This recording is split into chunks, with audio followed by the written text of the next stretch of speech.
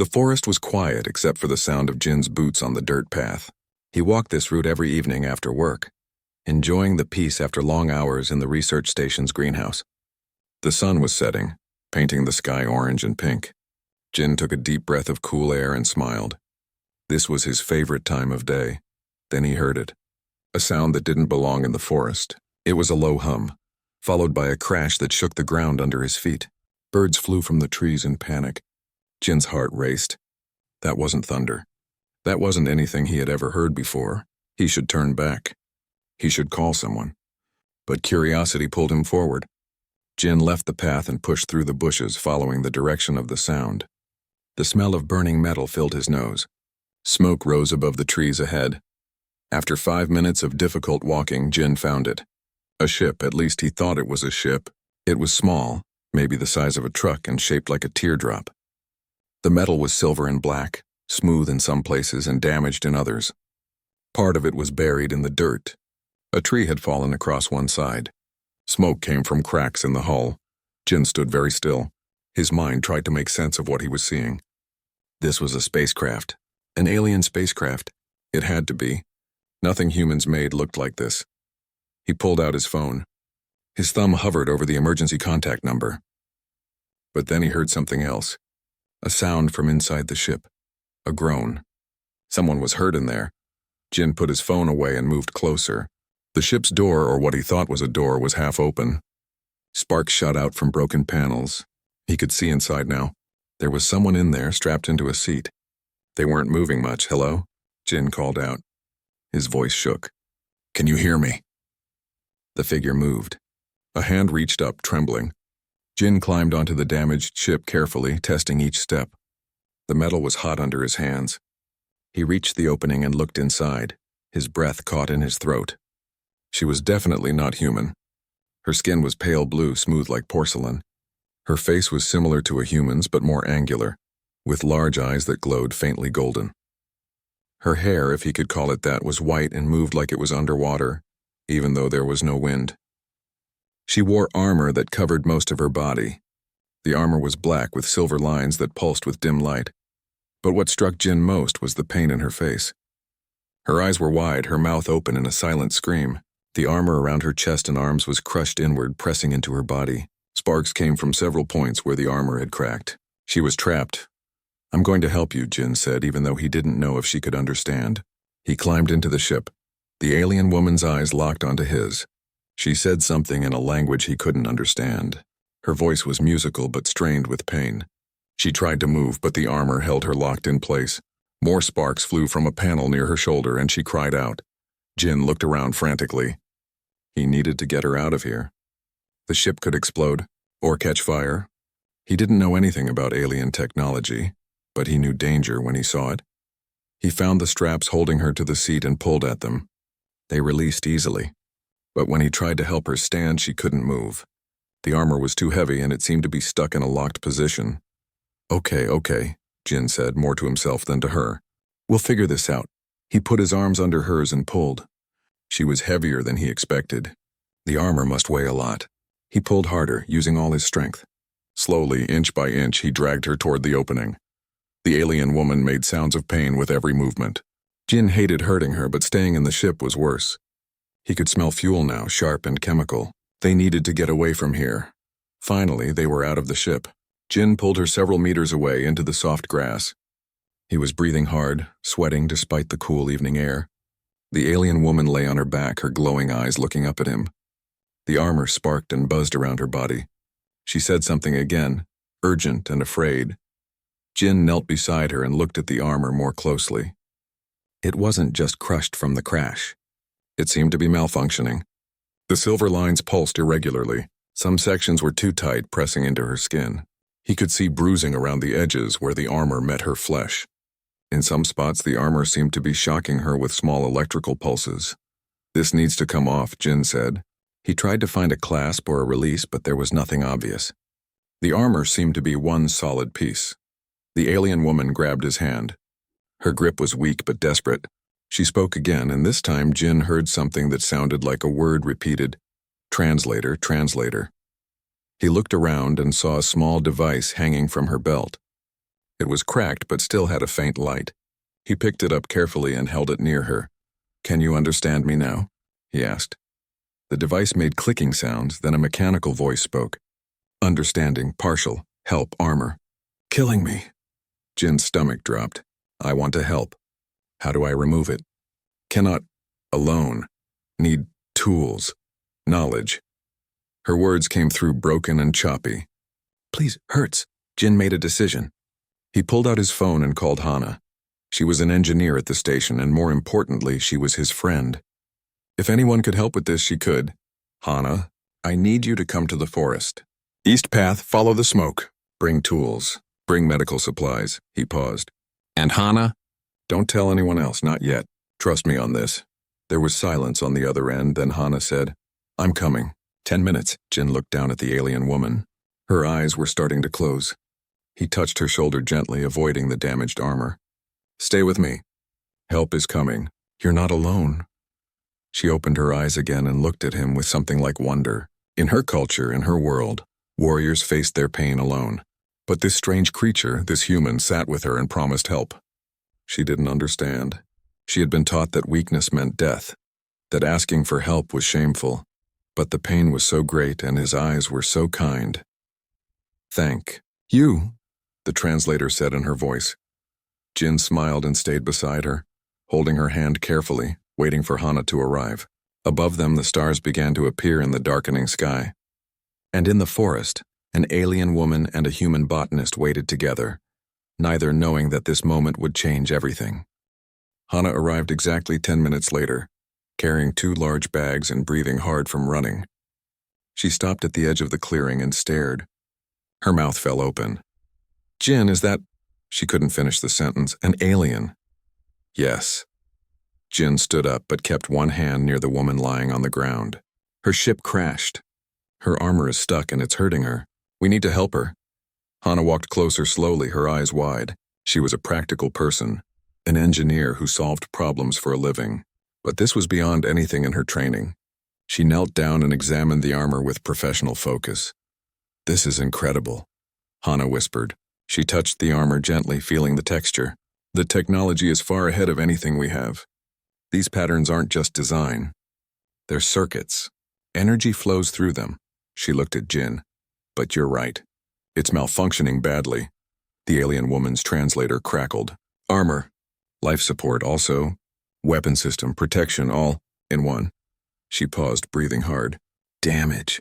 From crash, locked, cannot remove without proper tools." "What happens if we force it off?" Hana asked. "Death, quick or slow." "Both. Bad." Hana sat back on her heels. "Okay, but leaving it on like this will also kill you, right?" "Yes, slow, poison, electric, damage, a pressure." Breaking bones. Jin and Hana looked at each other. They both knew what they should do. "Call the authorities. Let the military handle this. Let scientists and experts deal with alien technology." It was the safe choice, the smart choice. "We should call this in," Hana said, but her voice had no conviction. Jin shook his head. "By the time they get here, organize a team, argue about jurisdiction. How long would that take? Hours, days?" "She doesn't have days," Hana admitted. She looked at the alien woman.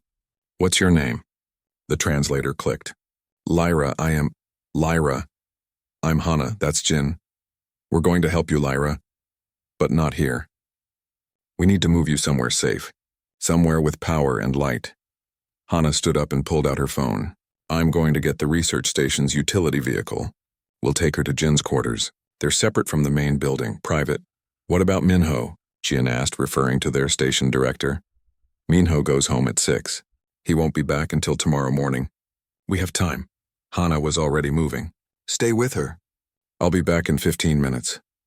While Hana was gone, Jin tried to make Lyra more comfortable. He rolled up his jacket and put it under her head. He had a water bottle in his bag and offered it to her. She drank a little, though it seemed to cause her pain to swallow. "Your world," Lyra said through the translator.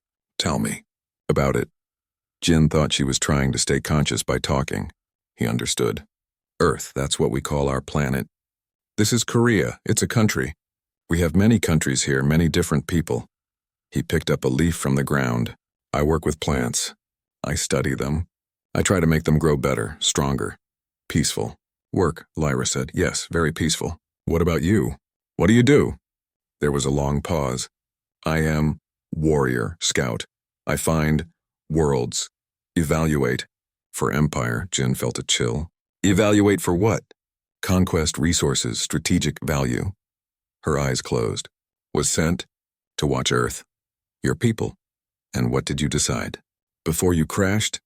Lyra's eyes opened again. They glowed brighter for a moment. I had not decided. Your people, interesting, weak in some ways, but creative, dangerous, and perhaps.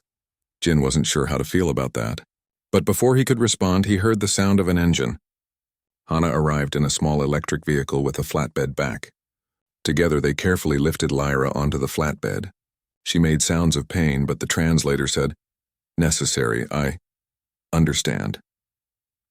The drive back to the research station took only 5 minutes. Jin's quarters were in a small building behind the main complex. He had his own entrance, his own space. It was meant for researchers who stayed long-term. Right now, Jin was grateful for the privacy. They carried Lyra inside and laid her on Jin's bed. Under the lights, they could see the damage more clearly. The armor was crushed in several places. Wires were exposed. Fluid leaked from some joints. Lyra's blue skin was bruised and burned wherever the armor touched her. Hana opened her bags and pulled out tools, scanners, multimeters, a laptop, a portable X-ray machine they used for checking equipment. I'm going to scan the armor. Try to understand how it works. It might take a while. Jin nodded. He went to his small kitchen and started making tea. It was something to do with his hands. Something normal in a very abnormal situation. Over the next 2 hours, Hana worked methodically. She scanned every inch of the armor. She measured energy outputs. She traced circuit patterns. She took notes on her laptop, building a diagram. Jin brought her tea and stood nearby, ready to help. Lyra drifted in and out of consciousness. Sometimes she spoke, giving Hana information about the armor's systems. Sometimes she just lay quiet, her breathing shallow. Jin noticed that whenever the pain got worse, she tried to hide it. She would close her eyes and clench her jaw. She never asked for help managing the pain. She never complained. Lyra, Jin said gently during one of her conscious moments. Are you in pain right now? Yes, much pain. Why don't you tell us when it gets bad? We might be able to help. Lyra looked confused. I am warrior. Pain is expected, complaining is weakness. Jin frowned. That's not true. Pain is just information your body gives you. Telling someone about it isn't weakness. It's communication. In my culture, warriors bear pain alone. To ask for help is shameful. Hana looked up from her scanner. That sounds lonely. Lyra stared at her. No one had ever said that before. Lonely. Warriors were strong. Warriors were independent. Warriors were lonely. She had never thought about it that way. I have pain medicine in my pack, Lyra said quietly. In the ship, small. Blue case. Jin stood immediately. I'll get it. Where in the ship? Left side. Storage panel. Jin ran back to the forest. He used his phone's flashlight to search the crashed ship. He found the blue case exactly where Lyra said it would be. Inside were several small vials of glowing liquid and what looked like an injector. He grabbed everything and ran back. When he returned, Hana had made progress. I think I understand the basic system. The armor has 7 layers. Each layer locks into the next. They have to be removed in sequence, front to back. But the locking mechanism is electronic. The crash damaged the control system. We'll have to unlock each layer manually. Jin showed Lyra the medicine case. She told him through the translator how to use the injector. He carefully administered the medicine. Within minutes, some of the tension left Lyra's face. Better? He asked. Better. Thank you. Hana continued working. She found the manual override ports. They were tiny, hidden under decorative panels. She would need to build custom tools to access them. This is going to take time. Maybe all night. Maybe longer. Then we work all night, Jin said simply. Lyra watched them prepare for the long work ahead. These strange humans. They had no reason to help her. She was a scout for an empire that might one day threaten their world. She was an alien, unknown, and potentially dangerous. Yet they worked to save her life. In her empire, in her culture, this wouldn't happen. Warriors helped themselves. The weak were left behind. Compassion was for the soft, for the conquered. But these humans showed compassion naturally without thinking, as if it was normal, as if it was right. Lyra felt something crack inside her. Not her body. Something deeper. Something in her understanding of the universe. She had been taught that strength meant standing alone, but watching Jin and Hana work together, helping her, helping each other, she saw a different kind of strength. Why? She asked suddenly. Why, help me. Jin looked up from organizing medical supplies. He seemed surprised by the question. Because you need help. Because we can give it. What other reason do we need? Lyra had no answer. In her world, there were always reasons. Duty, honor, exchange of favors, power.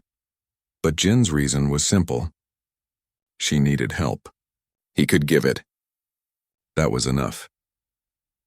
For the first time in her life, Lyra began to wonder if her empire had taught her the wrong lessons. The night stretched long and dark outside Jin's windows. Inside, the lights stayed bright. Hana sat at Jin's desk, her laptop open, building custom tools from the research station's equipment. She used tiny precision instruments, normally meant for delicate plant work, and adapted them for alien technology. Jin stayed near Lyra. He monitored her vital signs as best he could. Her heartbeat was faster than a human's. Her skin temperature was cooler. He wrote everything down, trying to understand her biology. If something went wrong during the armor removal, he needed to know what normal looked like for her. Tell me about your work, Lyra said suddenly. Her translator was working better now that they had connected it to Jin's power outlet. The plants, why, do you care about them? Jin smiled. He was glad she wanted to talk. Talking meant she was alert. Plants are amazing. They turn sunlight into food. They make oxygen. They feed entire ecosystems. Without plants, nothing else lives. He picked up a small potted plant from his windowsill. This is a pepper plant. It's struggling because the soil isn't quite right. But if I can figure out what it needs, it will grow strong and produce food. You help. The weak plant? I help all plants grow to their potential. Strong plants, weak plants, it doesn't matter. Everything deserves a chance to thrive. Lyra thought about this.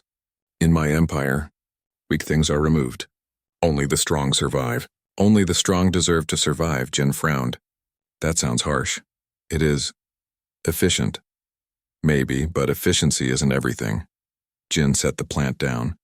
That pepper plant might be struggling now, but with help it could produce seeds for 10 more plants. Those plants could feed a family. Strength isn't just about surviving alone. Sometimes strength is about surviving together. Hana called from the desk. Jin, I need your eyes. These circuits are so small I'm going half blind. Jin went to help her. They worked together under a magnifying lamp, building a tool that could interface with Lyra's armor. It was delicate work. One wrong connection and they could make things worse. Around midnight, Lyra's medicine started to wear off. Jin could see pain returning to her face. Do you need more medicine? Lyra hesitated, then nodded. Yes, please. Jin prepared another dose. He noticed that asking was getting easier for her. The first time she had been ashamed. Now she simply accepted the help. He gave her the injection gently. The plants you study, Lyra said after the medicine took effect. Do they feel pain? Some scientists think they do in their own way. They respond to damage. They send signals. It might not be pain like you or I feel, but it's something. Then why hurt them? Why study them if it causes pain? Jin considered this carefully. We try not to hurt them. But sometimes to understand something, to help it better, we have to test it. The key is doing it with care, with respect. Always trying to minimize harm. Always working toward a greater good. You are gentle with all things. I try to be. The universe has enough violence and pain. Why add more if we don't have to? Lyra was quiet for a long time. In her empire, gentleness was weakness. Warriors were proud of their hardness, their ability to endure and inflict pain. But Jin's gentleness didn't seem weak. It seemed like a choice, a deliberate way of being. That made it something different. Something stronger, perhaps, than simple hardness. Around 2 a.m, Hana finished the first tool. Okay, I think this will work. But Lyra, I need to warn you. This is going to hurt. We have to access the lock manually, and it's buried under layers of armor. There will be pressure, probably electrical feedback. I understand, Lyra said. Hana positioned the tool against Lyra's shoulder plate.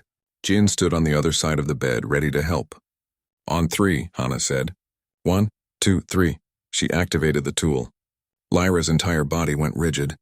A sound came from her throat, high and sharp. The translator didn't even try to make words from it. It was pure pain. Almost there, Hana said, sweat on her forehead. Just a few more seconds. Lyra's hand shot out and grabbed the bed frame. Her fingers dented the metal. Jin reached over and took her other hand. She gripped it hard enough that he felt bones grind together, but he didn't pull away. You're doing great, Jin said softly. Just breathe. It's almost over. Finally, there was a click. The shoulder plate loosened. Hana pulled the tool away. Lyra gasped, breathing hard. Tears ran from her glowing eyes down her blue cheeks. First lock is open, Hana said. 6 more to go. Jin got a cool cloth and wiped Lyra's face gently. You're very brave. I am. Warrior, Lyra said automatically. Yes, and also brave. The two aren't the same thing. Being a warrior is what you're trained to do. Being brave is what you choose to be. Jin smiled at her. You're choosing to trust us. That's brave. Lyra looked at him with something like wonder. No one had ever called her brave before. Strong, yes. Skilled, certainly. But brave? Bravery implied fear. Warriors weren't supposed to feel fear. But she was afraid. She was terrified. This armor was all that had protected her in countless battles. Removing it meant vulnerability. It meant depending on these strangers completely. I am afraid, she admitted quietly. That's okay, Jin said. Fear is normal. It keeps us careful. They worked through the night, removing one lock at a time. Each one was agony for Lyra. Each time Jin stayed beside her, holding her hand, talking to her about Earth. He told her about the ocean, which she had only seen from orbit. He told her about music, playing some soft songs from his phone. He told her about his family, his friends, his life. Between procedures, when Lyra rested, Hana would work on the next tool. Jin would prepare tea. They fell into a rhythm: work, rest, comfort, prepare, over and over. Around 4 in the morning, Jin's supply of human medical supplies ran low. Lyra's medicine was also nearly gone. But they still had 3 locks to open. Jin looked at his greenhouse keys. I have an idea, he said. The research station has plants from all over the world. Some of them have pain-relieving properties. Let me try something. He ran to the greenhouse and returned with several plants. Using his knowledge and some basic chemistry equipment, he made a paste from leaves and roots. He had no idea if it would work on alien biology, but he had to try. This might not help, he warned Lyra. It might even make things worse. But we're running out of options. I trust you, Lyra said.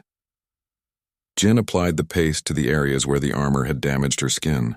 After a few minutes, Lyra's eyes widened. The pain, less, not gone, but less, Jin grinned. Plant chemistry. Works on aliens too, apparently. Hana laughed, slightly hysterical from exhaustion. We're treating an alien warrior with herbs. This is insane. But it's working, Jin pointed out. They continued. With the plant paste helping, the next 2 locks came off easier. Lyra still felt pain, but she could bear it better. She even started talking through the procedures, telling them about her homeworld. She described cities made of crystal and metal. She told them about the sky, which was purple instead of blue. She spoke of her training as a warrior, starting when she was barely old enough to walk. Did you choose to be a warrior? Jin asked during one rest period. No, it was expected, my family line. Has always been warriors? I was told. This is what I am. Do you like it? Lyra had never been asked that before. Did she like being a warrior? She thought about it carefully. I am good at it. I have honor, respect, but do I like it? She paused. I do not know. I have never considered the question. Maybe after this, Jin said gently. You'll have time to think about it, about what you want, not what you're expected to be. As dawn began to lighten the sky, they opened the 6th lock. Only one remained. The chest plate.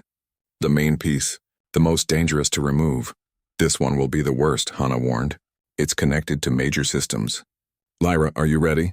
Lyra looked at Jin and Hana, these 2 humans who had worked through the night to save her, who had shown her kindness she didn't know existed, who had treated her with a gentleness that had nothing to do with weakness and everything to do with strength. I am ready, she said. With you, I am ready. The morning sun sent golden light through Jin's window, but none of them noticed. They were focused entirely on the final lock. The chest plate was the core of the armor system. Everything else connected to it. Removing it wrong could stop Lyra's heart or damage her lungs. Hana had spent the last hour scanning and rescanning the chest plate, building the most precise tool yet. Her hands shook slightly from exhaustion, but her focus never wavered. Jin prepared everything they might need for an emergency: bandages, medicine, his phone ready to call for help if things went badly. "Lyra," Hana said seriously, "once I start this, I can't stop. It has to come off in one motion. The pain will be extreme. Are you absolutely sure you're ready?" Lyra nodded. Her skin had gone paler, almost white instead of blue. Fear showed clearly in her glowing eyes. But she trusted them. These strange, gentle humans had brought her this far. She would see it through. Jin sat on the bed beside her and took her hand. "I'm right here. You're not alone." Those words hit Lyra harder than any weapon ever had. Not alone. In her entire life as a warrior, she had always been alone. Even surrounded by other soldiers, everyone fought their own battles, bore their own pain. Unity existed in her culture, but not connection. Not true companionship. "In my world," Lyra said quietly, "warriors face everything alone, even death, especially death. To have someone beside you. It is not done." "Well," Jin said with a small smile, "you're not in your world right now. You're in mine. And here we don't let people suffer alone if we can help it." Hana moved into position with her tool. "I'm going to count down from 3. Jin, hold her steady. Lyra, try not to move. Ready?" They all took deep breaths. 3. Jin tightened his grip on Lyra's hand. 2. Hana positioned the tool exactly over the lock point. 1. She activated it. The world became pain. Lyra had been injured in battle before. She had been shot, stabbed, burned. She thought she knew pain. But this was different. This was every nerve in her chest screaming at once. The armor's energy feedback system, damaged and dying, discharged into her body. Her muscles seized. She couldn't breathe. She couldn't think. There was only white-hot agony, but through it all she felt Jin's hand holding hers, felt his other hand on her shoulder, heard his voice, distant and distorted, saying her name, telling her to stay with him, telling her it was almost over. The chest plate began to separate. Slowly. So slowly. Each millimeter felt like forever. Lyra's back arched off the bed. Her hand crushed Jin's, probably breaking bones, but he didn't let go. Couldn't let go. He had promised she wouldn't be alone. "Just a few more seconds," Hana said through gritted teeth. "Hold on, Lyra, hold on." Lyra tried to hold on, but the pain was too much. Her vision darkened at the edges. She felt herself starting to slip away. Maybe this was how she would die. Not in glorious battle as she had always imagined, but here in a small room on an alien world, being helped by people she barely knew. But then Jin's voice cut through the darkness. He was talking to her about the forest, about the trees, about how the sun looked through the leaves, about the small pepper plant struggling to grow. His voice was calm, gentle. It gave her something to focus on besides the pain, an anchor in the storm. "Almost there," Hana said. 3, 2, 1, now. The chest plate came free with a final burst of energy. Lyra screamed. The translator gave up and just let the raw sound through. Hana threw the chest plate aside. It hit the floor with a heavy clang, and then silence. The pain didn't vanish, but it reduced from unbearable to merely terrible. Lyra could breathe again. She gasped, pulling air into her lungs. Her whole body shook. Jin grabbed a blanket and covered her. Without the armor, her body temperature dropped quickly. She was vulnerable now, exposed. Every instinct screamed at her that this was wrong, dangerous, shameful. But Jin's gentle hands tucking the blanket around her, Hana's worried face checking her vital signs. These things told a different story. "You did it," Jin said softly. He was smiling, though tears ran down his face. "You're free." Lyra looked down at herself. Her body was covered in bruises and burns where the armor had crushed and shocked her. Her muscles ached. She felt weak. Without the armor, she was just herself. Just Lyra, not a warrior, not a scout, just a person. And she started to cry. The tears came hard and fast.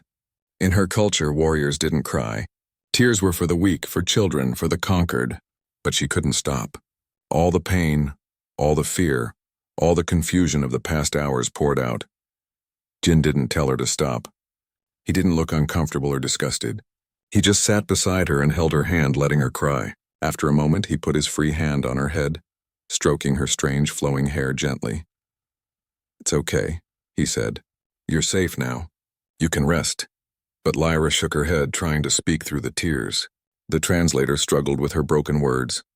"You don't understand. I am warrior. Should be and strong. Should not cry. Should not need help. Lyra, look at me." She opened her eyes and looked at Jin through her tears. "Needing help doesn't make you weak," Jin said firmly. "Accepting help is one of the bravest things anyone can do. It means trusting someone else. It means admitting you're not perfect. That takes more strength than facing anything alone. But my people, my culture, they would say, I know what they would say, but they're not here, you are, and you're alive because you let us help you." Jin squeezed her hand gently. "That's not weakness. That's wisdom." Hana came over with water and more of the plant paste. She cleaned Lyra's injuries carefully, applying the medicine to the worst bruises and burns. Her touch was as gentle as Jin's voice. "In my empire," Lyra said quietly, still crying, "this would never happen. If a warrior is injured badly, they are given a weapon and left alone. They either recover by themselves or they end it quickly, honorably. No one stays. No one helps. No one cares." Jin looked horrified. "That's terrible. It is. The way has always been the way." Lyra looked at both of them. "But you stayed. All night. You worked. You suffered with me. You held my hand." Her voice broke. "No one has ever been this kind before." The words hung in the air. Jin felt his heart break a little. He couldn't imagine a life where kindness was so rare that it shocked you when it appeared. "I'm sorry," he said. "I'm sorry you've lived your whole life without this. Without people who care." "Do you care?" Lyra asked. "Why, you do not know me. I am stranger. I am alien. I am scout for empire that might, someday, threaten your world. Why would you care?" "About me?" Jin thought about this carefully. "I care because you're a person. A living being in pain who needed help. That's enough. As for the rest," and he shrugged. "You're not your empire. You're not your mission. You're Lyra. And Lyra deserves kindness just like anyone else." Fresh tears rolled down Lyra's cheeks. "I do not understand your people." "That's okay. You don't have to understand. Just let yourself rest. Let yourself be helped. Let yourself be—" He searched for the right word. "Let yourself be cared for. You've earned it." Lyra closed her eyes. The exhaustion was overwhelming now that the adrenaline was fading. The pain was still there but manageable. The armor was off. She was free, and she was surrounded by people who, for reasons she couldn't fully comprehend, actually cared whether she lived or died. "Thank you," she whispered. "Thank you for being kind." Jin stayed beside her as she drifted into sleep. Hana cleaned up the tools and the armor pieces, examining them with professional curiosity. The sun rose higher, filling the room with warm light. "She'll be okay, right?" Jin asked quietly. Hana nodded. "I think so. Her biology seems resilient, and she's strong. Not just physically. She has strength here." She tapped her chest over her heart. "She's been taught that being strong means being hard," Jin said. "But she's learning. She trusted us. That took real courage. What do we do now?" Hana asked. "We can't keep this secret forever.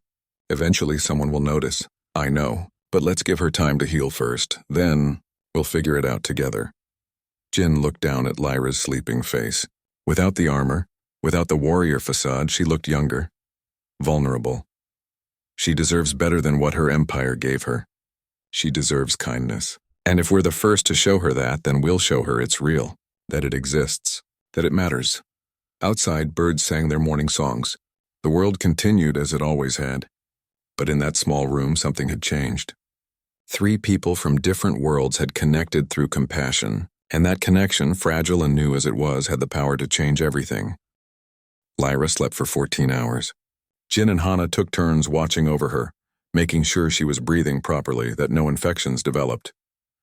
They had no idea what normal healing looked like for her species, so they simply did their best. When Lyra finally woke, it was late afternoon. The room was dim. Jin was dozing in a chair beside the bed, a book open on his lap. The movement of her sitting up woke him. "Hey," he said softly. "How do you feel?" Lyra took inventory of her body. Everything hurt, but it was a clean hurt. Healing hurt, not the terrible wrongness of the malfunctioning armor. "Better," she said. Her translator was on the nightstand. She picked it up and clipped it to her shirt. "Much better.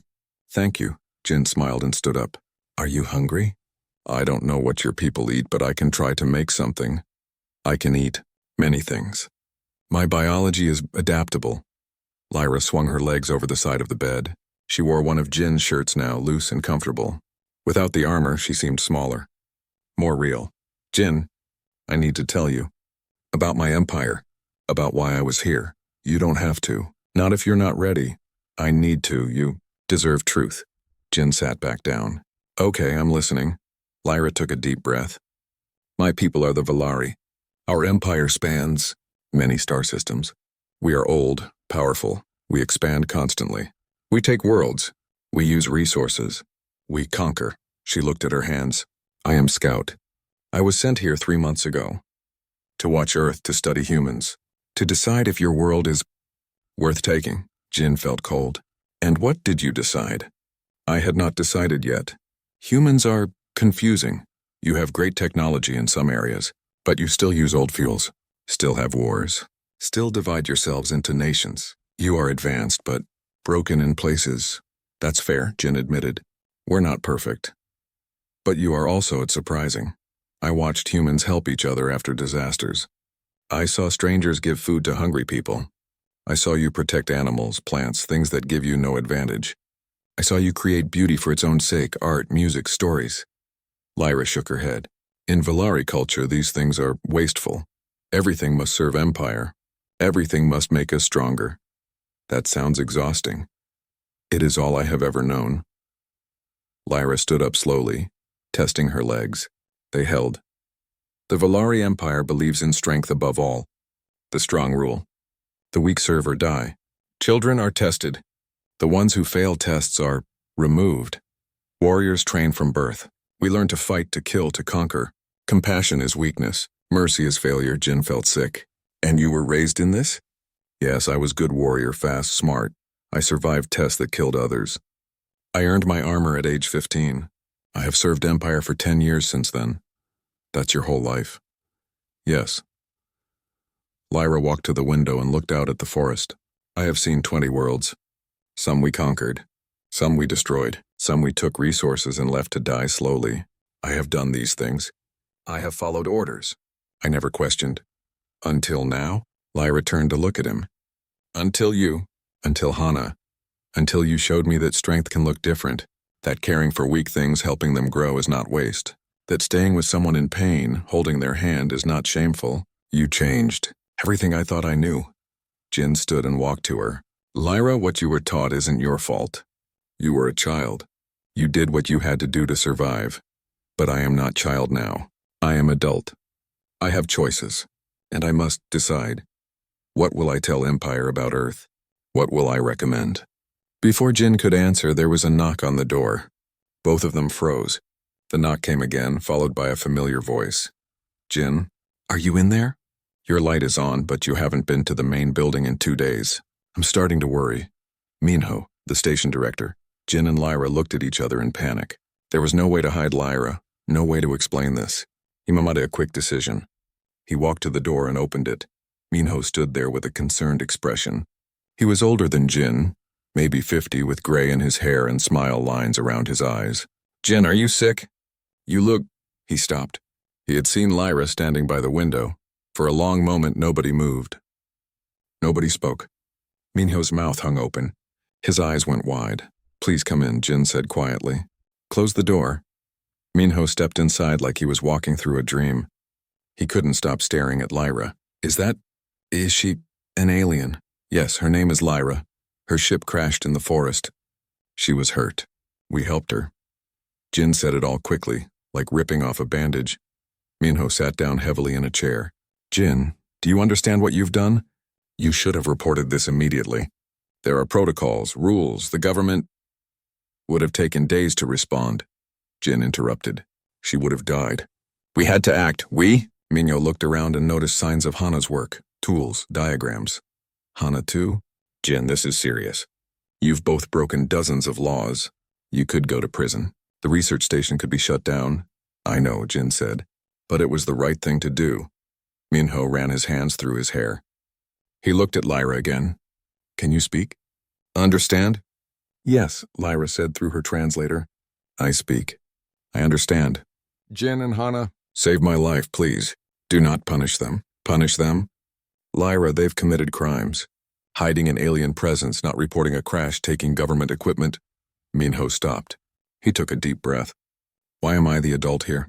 I should be calling authorities right now. Are you going to? Jin asked quietly. Minho looked at him for a long time. Jin had worked at the station for 3 years. He was good at his job. Careful, thoughtful. Not the kind of person to break rules without good reason. And looking at Lyra, seeing her bruised skin, her exhausted eyes, Minho understood why Jin had acted.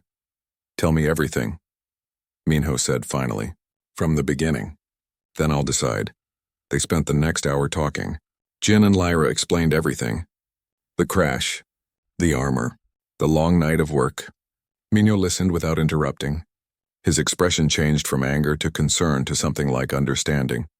When they finished, Minho was quiet for a long time. Lyra, he said finally, your empire. They're planning to invade Earth? Not immediately, but eventually, maybe. It depends on many factors. My report is one factor. And what will your report say? Lyra looked at Jin. I do not know yet. Before I would have said Earth is weak. Easy to conquer. But now I am not sure. I have seen strength here that my empire does not understand. Strength in kindness, in helping, in caring. She paused. I must think more. Learn more. Before I decide. Minho stood and walked to the window. He looked out at the research station, the forest, the mountains beyond. My whole life I've followed rules. Did what was expected. Played it safe. He turned back to them. But rules are made by people. And people aren't perfect. Sometimes the right thing to do is not the legal thing to do. So you won't report us? Jin asked hopefully. I don't know yet. Like Lyra, I need to think. But for now. Minho looked at the alien woman standing in Jin's room. For now, I won't say anything. You've bought yourselves time. Use it wisely. After Minho left, Lyra sat on the bed again. Your director is good person. He is. He's struggling with what to do, but he's thinking about it. That's more than we could ask for. Over the next few days, a routine developed. Jin went to work during the day doing his normal duties so no one suspected anything. Hana visited in the evenings, bringing food and supplies. Minho would stop by occasionally, talking to Lyra, learning about the Valari Empire, clearly wrestling with his decision. Lyra spent her time healing and thinking. Jin brought her books about Earth, history, science, philosophy, stories. She read everything hungrily. She watched videos on Jin's computer, documentaries about nature, about cities, about human culture. She asked endless questions. Why do humans make art? She asked one evening. In my culture, art must serve purpose, must inspire warriors, must glorify empire. But human art, sometimes it is just beautiful. Why? Because beauty matters, Jin said. Because creating something that makes people feel, that makes them think, that connects them to something larger, that has value in itself. But it does not help you conquer. No. But maybe conquering isn't the point. Maybe the point is living. Really living. Experiencing wonder and joy and connection. Art helps us do that. Lyra thought about this. My people do not seek joy. We seek glory. Is glory the same as happiness? I do not know. I have never been taught to seek happiness, only to serve empire. Jin looked sad. That's no way to live. It is only way I know. Lyra looked at the books around her. But I am learning. Your people, you have suffered. Wars, disasters, terrible things. But you also have this. She picked up a book of poetry. You have words that make hearts hurt and heal. You have music that makes you cry. You have hope. Even when things are bad, you have hope. Hope is important, Jin agreed. Without hope, what's the point? Valari do not hope. We plan, we execute, we conquer. But hope? She shook her head. That is new to me. As the days passed, Lyra saw her empire with new eyes. She began to understand what she had missed her whole life: connection, kindness, the simple joy of sitting with friends and talking, the comfort of knowing someone cared if she was hurt.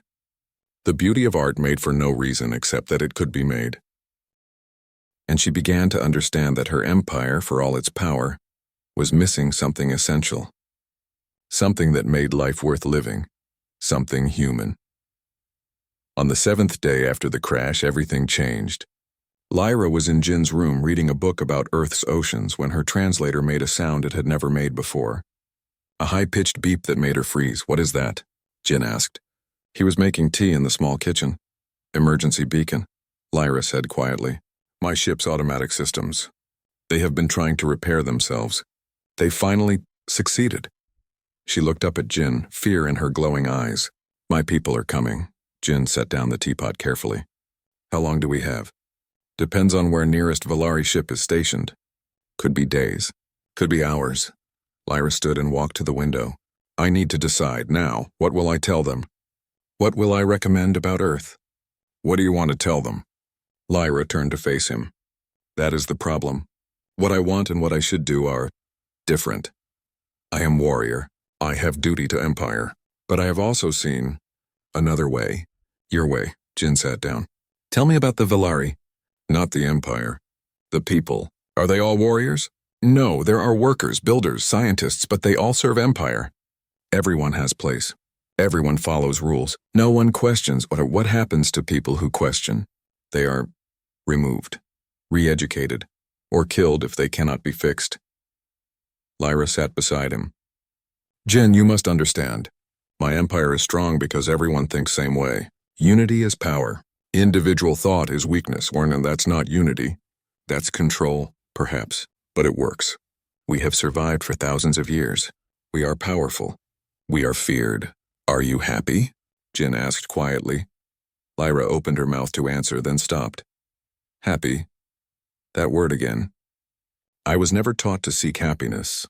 Only to serve. That's not an answer." "No," Lyra admitted. "I am not happy. I never have been. But I am strong. I am useful. I am warrior. That is enough, is it?" Before Lyra could answer, Hana burst through the door. "We have a problem. Well, another problem. Mino wants to talk to all of us, in his office now." They walked to the main building together. It was the first time Lyra had been outside Jin's room since the armor removal. She wore one of Jin's jackets, hood up, trying to hide her blue skin and strange hair. Fortunately, the station was small and most researchers were in the field. Minho's office was cramped and filled with papers. He looked tired. "Sit down," he said. All of you, they sat. Minho folded his hands on his desk and looked at each of them in turn. "I've been thinking for days about what to do. About my responsibilities. About the law. About what's right." He paused. "I've decided not to report this to the government." Jin felt relief flood through him. But Minho held up a hand. "Wait, let me finish. I'm not reporting it because I believe you did the right thing, Jin. Hana, Lyra would have died if you'd followed protocol. You saved a life. That matters more than rules." He looked at Lyra. "But I need to know. Are we in danger? Is your empire going to attack us because of you?" "I do not know," Lyra said honestly. "When my people arrive, they will want answers. They will want to know what happened, what I learned, and what will you tell them? I am still deciding." Minho nodded slowly. "Fair enough. But we need to prepare. When are they coming?" "The beacon activated this morning. If there is ship within 5 light years, they could arrive in 3 days. If farther, maybe a week. Then we have time, but not much." Minho stood and walked to his window. "Lyra, I need you to teach us about your people. Their customs, their expectations, how they think. If we're going to meet them, we need to understand them. You want to meet them, not hide. Hiding will only make things worse. If they find you and discover we kept you secret, they'll assume the worst. But if we're open, if we show we helped you..." Minho shrugged. "Maybe we can turn this into an opportunity instead of a disaster." Over the next 2 days, Lyra taught them everything she could about Valari culture. She explained their strict hierarchy, their warrior codes, their view of weakness and strength. She showed them proper greetings, explained what would be seen as insult versus honor. "The commander who comes will likely be high rank," Lyra said. "Commanders are old warriors, experienced. They will not show emotion. They will not trust easily, but they respect strength. What kind of strength? Hana asked. Military? Technology? Any kind. But especially certainty. Knowing what you are, what you stand for. Weakness is not being fragile. Weakness is being uncertain, unclear. Jin thought about this. So we need to be clear about who we are and what we want. Yes, but also, Lyra hesitated. You must be careful. If Commander sees you as threat, there will be violence. If Commander sees you as weak, there will be conquest. You must be something else. Something that demands respect but not fear. How do we do that? Lyra smiled slightly. You do what you always do. You be kind. But you be kind with strength. Show that kindness is choice, not weakness. Show that you help because you choose to, not because you must. On the third day, sensors picked up the ship. It was coming fast. Minho made a decision. He contacted his superiors and told them a partial truth. An alien ship had crashed near the station. The pilot was recovered and alive. A Valari vessel was approaching. He requested no military intervention. Let him handle first contact. Surprisingly, they agreed. Maybe because it was too late to do anything else. Maybe because they wanted to see what would happen. Either way, Minho was in charge. The Valari ship landed in the clearing where Lyra's scout ship had crashed. It was much larger, sleek and dangerous looking. Minho, Jin, Hana, and Lyra stood waiting. Behind them, at a distance, other researchers watched nervously. The ship's door opened. A figure emerged, tall, armored in black and silver that gleamed in the sunlight. The figure walked toward them with absolute confidence. No weapons were drawn, but the threat was clear. This was a warrior. A powerful one. When the figure was close enough, they removed their helmet. It was a woman. Her skin was deeper blue than Lyra's. Her white hair was longer, braided in complex patterns that Lyra had explained meant high rank. Her golden eyes swept over the humans, assessing. Then she saw Lyra. Scout Lyra, the commander said. Her translator made her voice sound cold and hard. You have been missing for 10 days. Your ship beacon finally activated. Explain. Lyra stepped forward. She stood straight, military posture. Commander Kale, my ship crashed. Damage was severe. My armor malfunctioned. These humans found me. They removed my armor and saved my life. Kale looked at the humans with something like disbelief. They removed battle armor? How? It requires specific tools. Specific knowledge. They built the tools. They learned. Lyra gestured to Jin and Hana. They worked through the night. They showed me kindness. Kyle's expression hardened. Kindness. You speak of kindness like it is worthy. You are warrior. You should have managed alone or died with honor. I would have died, Lyra said simply. They gave me choice I did not have. Kale turned her attention to Jin. You, human. You helped? Jin stepped forward.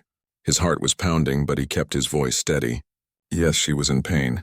We couldn't let her suffer. Why not? She's alien to you, unknown. Possibly dangerous. Because she's a person. That's enough. Kyle studied him. You are either very brave or very foolish. Maybe both, Jin admitted. For the first time, something that might have been amusement flickered in Kale's eyes. You are not what I expected. Lyra, your report. Is this world worth claiming for Empire? This was the moment. Everything depended on what Lyra said next. Jin could see her struggling, torn between everything she had been taught and everything she had learned. Commander, Lyra said slowly, I have watched these humans for months. I have studied their technology, their military, their resources. All of this I will include in my official report. And your recommendation? My recommendation is that Earth is unsuitable for standard conquest protocols. Kale's eyes narrowed. Explain. Humans are not weak, but neither are they strong in ways we understand. They have nuclear weapons, but use them rarely. They have divisions, but also unity. They fight each other, but also help each other. They are... Lyra searched for words. They are complicated, unpredictable, and they have something we do not. What is that? Hope, compassion, the ability to care about strangers, to help for no gain, to create beauty for its own sake. Lyra looked at Jin. These things make them different. Worth watching, worth understanding, but not worth conquering, not yet, maybe not ever. Kale was silent for a long time. You have changed, Scout Lyra. Your time among these humans has made you soft. Perhaps Or perhaps I have learned that softness and strength are not opposites. The tension was thick enough to cut. Jin held his breath. This could go very wrong very quickly. But then Kale did something unexpected. She looked at Minho. You, elder human. You lead here? I manage this research station, yes, Minho said. You allowed your people to help Lyra, why? Because it was the right thing to do. Even knowing she scouts for Empire? Even knowing we might one day attack? Even knowing that. Kyle studied all of them. Then she turned and walked back toward her ship. Halfway there, she stopped and called back. Scout Lyra, you will return with me. You will file your report. Empire will decide Earth's fate. Lyra looked at Jin. There was so much she wanted to say. So much she had learned. B. Commander Kyle turned around slowly. Her expression was unreadable. You wish to show me something. Human, I have seen many worlds. What could you possibly show me that I have not already seen? Jin felt everyone's eyes on him. He hadn't planned this. He was acting on instinct. But something told him this was important. This was the moment that mattered. Commander, you said Lyra has changed, that she's become soft. I want to show you what changed her. What she learned here. And then you can judge for yourself whether that change is weakness or something else. Kale considered this. For a long moment, Jin thought she would refuse and simply leave. But then she said, very well. You have 1 hour of my time. Use it wisely. Jin led them to the research station's greenhouse. It was his domain, the place where he spent most of his time. The glass building was full of plants from around the world. Green leaves, colorful flowers, the rich smell of soil and growth. Kale walked inside and stopped. Her golden eyes widened slightly. What is this place? This is where I work, Jin said. I study plants. I try to understand them. Help them grow in places they normally wouldn't. Make them stronger, healthier. For what purpose? Food? Some of them, yes. But not all. Some are for medicine. Some for beauty. Some just because they're interesting. Jin walked to a small plant in the corner. The pepper plant he had shown Lyra days ago. It was still struggling. This one, for example. It's weak. In your culture, you would remove it. Throw it away. Let only the strong survive. Yes, that is logical. Maybe, but watch. Jin had been caring for the plant all week, adjusting the soil, the light, the water, and now finally there was a tiny green shoot. New growth. This plant was dying. But with help, with care, it's recovering. Soon it will produce seeds. Those seeds will grow into 10 more plants. Those plants will produce food. One weak plant helped instead of destroyed will feed a family. Kale looked at the small shoot. One plant. Small impact. True, but now multiply that by everything humans do. We don't just help plants, we help each other.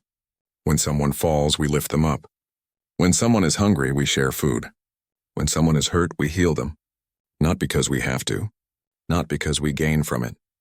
But because it's right. Because we're all connected. Hana stepped forward. Commander, in my work as an engineer, I've learned that the strongest structures aren't the hardest ones. They're the ones with flexibility. The ones that can bend without breaking. Human society is like that. We bend, we adapt. We help each other through disasters and problems. That flexibility makes us resilient in ways that pure hardness cannot match. Minho added, our history is full of war and violence, yes, we don't hide from that. But it's also full of moments where people chose kindness over cruelty, chose to help instead of hurt. Those moments matter. They define us more than the wars do. Kyle listened to all of this. Her expression was still hard to read, but Jin thought he saw something shifting in her eyes. Uncertainty, maybe, or curiosity. These are words, Kale said. Easy to say. How do I know they reflect truth? How do I know this is not performance for my benefit? Jin had an idea. Let me show you something else. Come with me. He led them out of the greenhouse and toward the forest, to the clearing where Lyra's ship still lay, crashed and broken. Jin had been avoiding this place since the first night, but now he returned to it. This is where it started, Jin said. I was walking home from work. I heard the crash. I could have run away. Called authorities. Let someone else handle it. That would have been safe and smart, but I didn't. I came to see if I could help. And when I found Lyra, trapped and in pain, I made a choice. I chose to help her. He turned to face Kale directly. Commander, I didn't know she was a scout. Didn't know about your empire. Didn't know if helping her would put my world in danger. I just knew she was suffering, and I couldn't walk away from that. That's not weakness. That's humanity. Lyra stepped forward. Her voice was soft but clear. Commander Kale, permission to speak freely? Kyle nodded. Granted. I have served the Empire for 10 years. I have conquered 12 worlds. I have killed many beings in battle. I have done my duty without question. Lyra paused. But I have never felt what I felt when Jin held my hand through the pain. When Hana worked all night to save me. When Minho chose to protect me instead of following law. For first time in my life, I felt valued. Not for what I could do, not for my strength or my service, but for being myself. Just Lyra, just a person. Her voice cracked slightly. That feeling, that kindness, that compassion. The Empire taught me it was weakness. But Commander, I have faced death many times in battle. I have endured pain and fear. None of that was as hard as accepting help. As admitting I needed someone. As trusting these humans with my life. That took more courage than any battle I have ever fought. Kyle was very still. Her eyes moved from Lyra to Jin to the crashed ship and back again. You speak of feelings, Kale said slowly. The Empire does not value feelings. Only results. Only strength. Then the Empire is missing something important, Lyra said quietly. The words hung in the air like a challenge. Jin half expected Kale to explode in anger, to punish Lyra for questioning the Empire. But instead, Kale walked away from them, toward the damaged ship. She stood there for a long time, silent. Finally, she spoke. I have been warrior for 30 years. I have served Empire without doubt.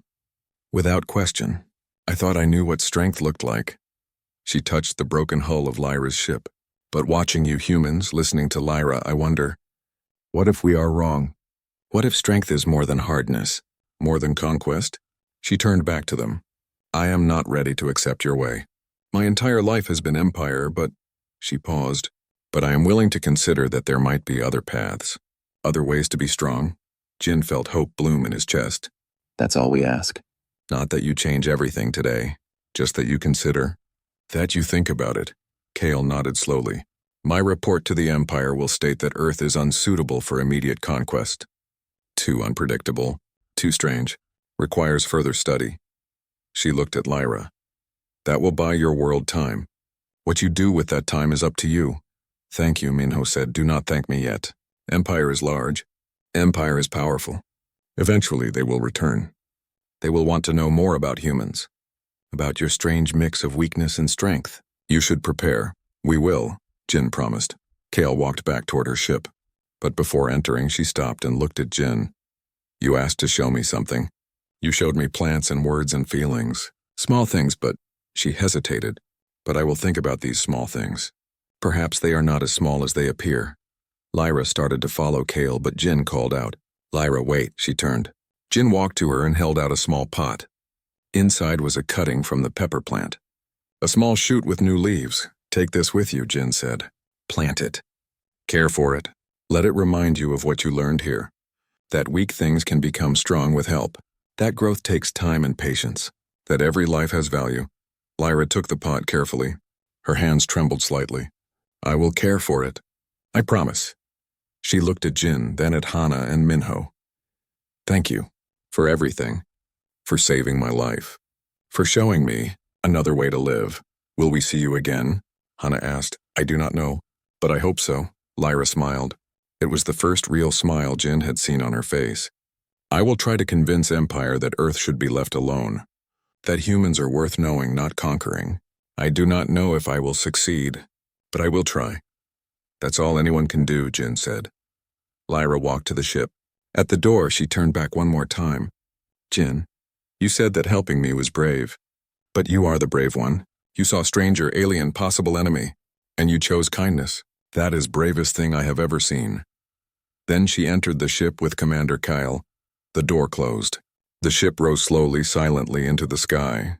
Jin, Hana, and Minho stood together and watched it disappear among the stars. Do you think she'll convince them? Hana asked quietly.